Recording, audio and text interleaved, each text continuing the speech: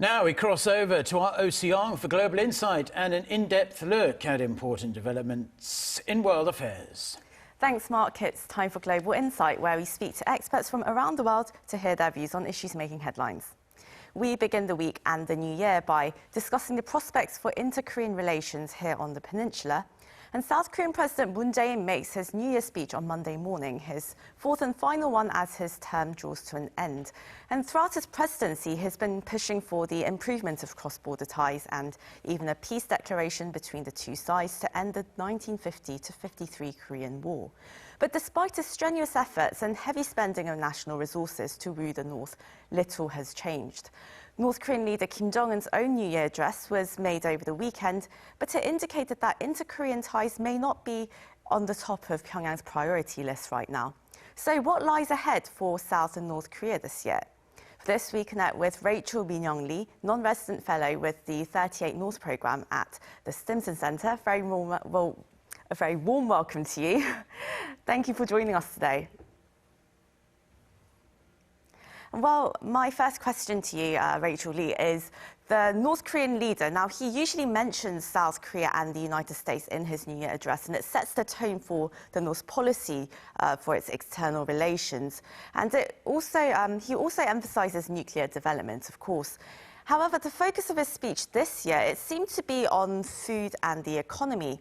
Now, we know that there's a food crisis going on in the North, so how severe is the situation and why has it been so difficult to improve it? I don't think anybody can say for sure how bad the food situation is right now, given a dearth of reliable data. But I think we can say that the food situation is pretty bad because the top leader has acknowledged a tense food situation and has released emergency military rice reserves. There are a number of reasons why North Korea's food situation has been bad over the years and why it hasn't been improved. Deforestation, poor disaster management, and fertilizer shortages. Most recently, the national lockdown has made it difficult for regular trade to take place. For example, China's food exports to North Korea have fallen by 80% since the start of the pandemic. Also, the national lockdown has made it difficult for international food agency workers to operate normally in the country.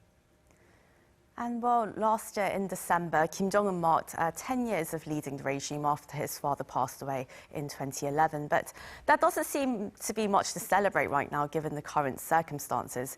And last year, Kim Jong-un publicly admitted that the regime had failed to achieve its economic development goals of improving its people's livelihoods, and that there was also a severe food shortage. He also seemed to be a bit on edge, clamping down on anti-socialist material, as the regime called it, and anti-socialist culture as well. So, well, this is a question that's been asked time and time again, but how stable do you think the Kim Jong-un regime is? And if he fails to make progress on resolving domestic difficulties, do you think the current power structure can actually survive? This sounds really ironic, but despite all of the economic difficulties, Kim Jong-un seems to be fully in power. The regime seems stable. He remains fully in charge of the institution and the system that prop up his leadership. The one important thing we need to understand about the Pyongyang regime is that North Korea is one large, resilient institution tailored to the survival of the Kim family. It has withstood multiple storms throughout history. For example, it survived the arduous march or the famine in the 1990s. It survived years of international sanctions and most recently 2 years of national lockdown. Many experts have speculated that the national lockdown will practically kill the Kim regime, but it still remains strong. There's also the China factor that we need to remember. China will never let North Korea collapse. And as long as that policy stands, North Korea will somehow muddle through. And well, it seemed that North Korea and China were resuming some trade activities in the borders. But then this year, Seoul and Washington, though, they only got a passing mention in Kim Jong-un's speech. And what he said about relations with South Korea and the United States seemed relatively benign compared to the rather dramatic and threatening language used in the past. So what does this indicate to you? There has been no significant change in North Korea's domestic situation or the external circumstances surrounding North Korea. So rather than changing its South Korea policy or its foreign policy, I think the North Korea's strategy right now is to maintain a wait-and-see approach vis-a-vis Seoul and Washington, while it keeps focusing on resolving domestic issues. When the time is right, North Korea will go for a policy shift towards Seoul and Washington. But right now, there are too many unknowns.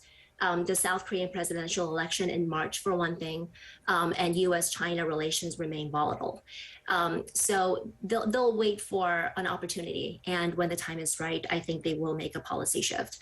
What we need to remember is that Kim Jong-un, in his December 2019 party plenum report, said that he was gearing up for a long-term confrontation with the U.S. So Pyongyang is not in a hurry.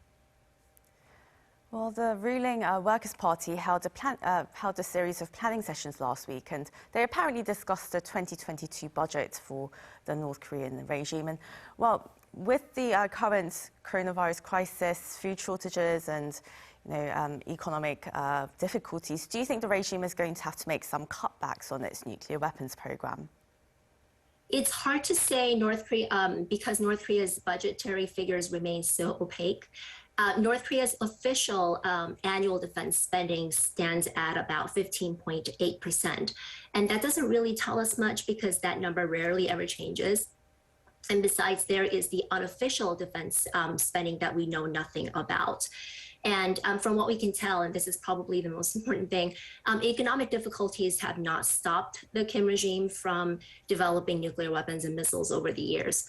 I think the real question here, and the more interesting question here, is one of civilian versus defense spending.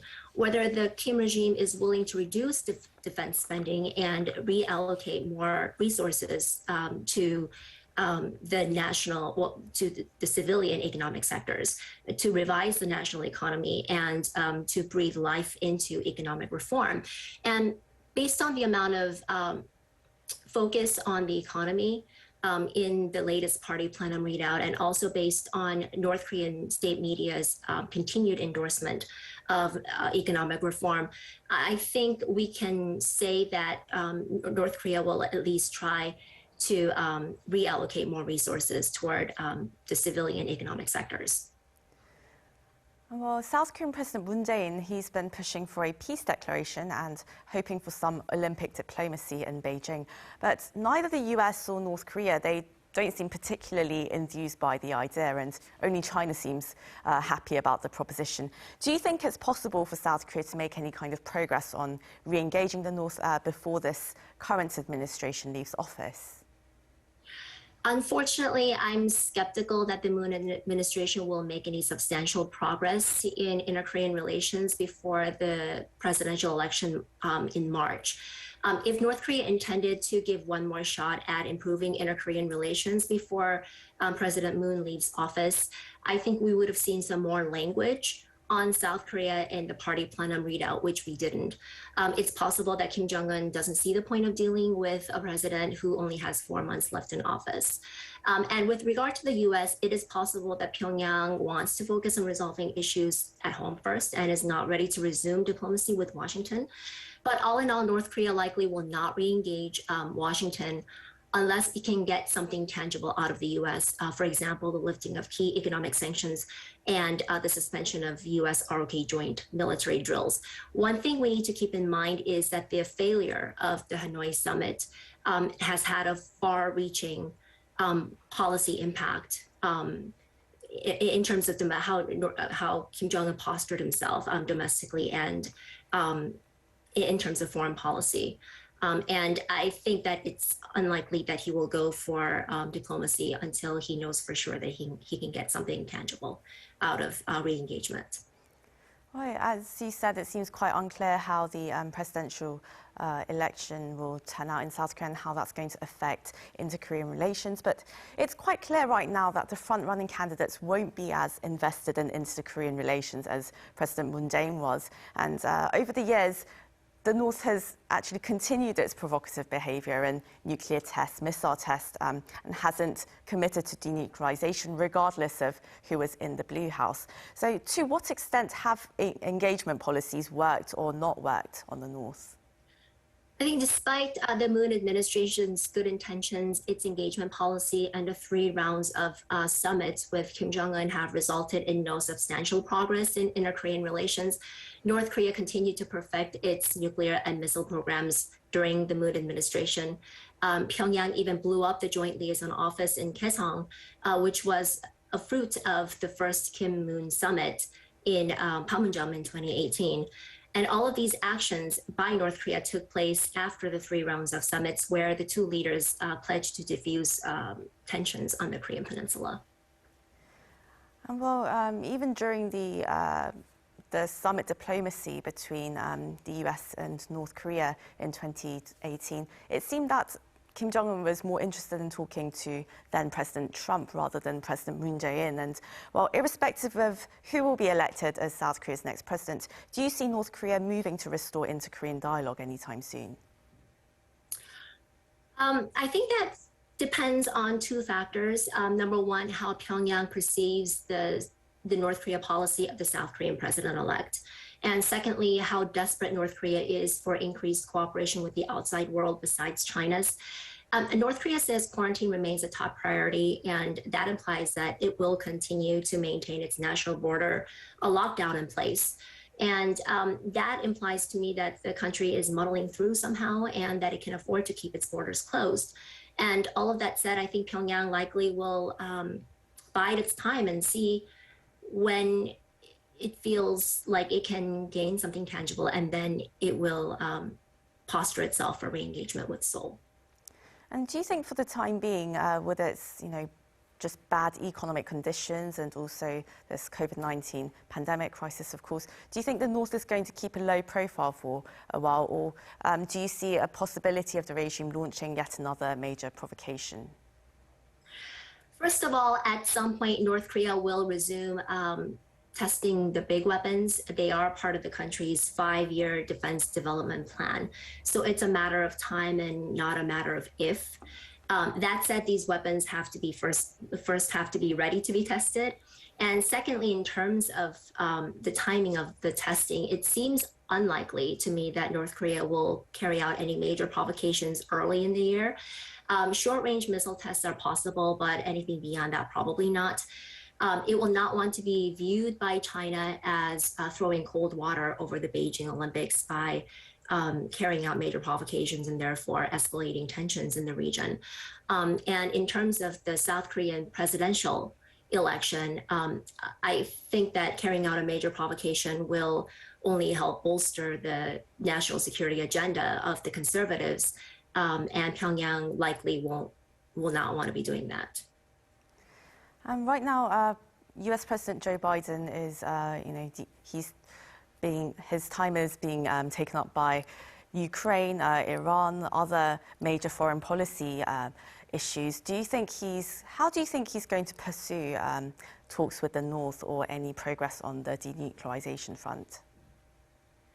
I think we will see more or less the same approach. As you know, Washington has been calling for talks with North Korea without any conditions.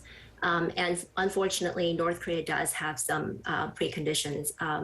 And as I said before, Pyongyang wants a step-by-step approach phase-by-phase approach where when it does something, it wants something in return. And in Pyongyang's mind, it has already taken some good measures, such as the moratorium on nuclear missile testing, the repatriation of US soldiers' remains. So it's now Washington's turn to give something in return. And I don't think the Biden administration is ready to do that.